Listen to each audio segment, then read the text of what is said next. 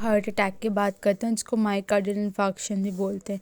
ये coronary artery disease की वजह से भी हो सकता है।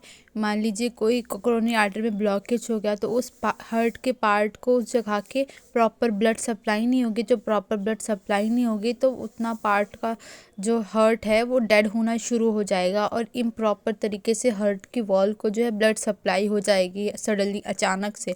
हार्ट अटैक यानी हार्ट पे अटैक हो गया, ठीक है। In case the branch of coronary artery get completely block, a part of heart और हार्ट वॉल और myocardium do not get blood supply. Heart की वॉल को मायोकार्डियम बोलते हैं। दिस पार्ट ऑफ हार्ट और heart wall get dead and this condition is called myocardial infarction. Infarct मतलब dead tissue.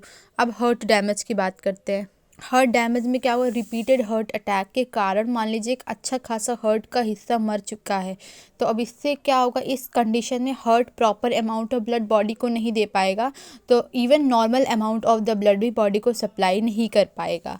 Cardiac arrest में heart attack की तरह नहीं होता। कई बार हार्ट अटैक आ चुके हैं, मतलब या एक बड़े हार्ट अटैक आ चुके हैं, कई हिस्सा पूरा पार्ट ऑफ द हार्ट या मेजॉरिटी ऑफ द हार्ट मर चुका है, तो इस केस में पर्सन की हार्ट बीट स्टॉप हो जाएगी, यानी पर्सन मर जाएगा। ईसीजी में स्ट्रेट लाइन आ जाएगी पी करके। कंजेस्टिव हार्ट फेलियर की बात करते हैं।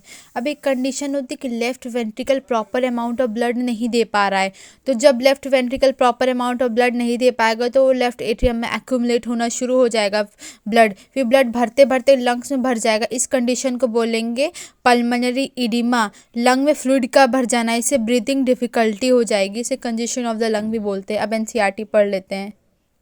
Heart failure means the state of heart ventricle is not pumping.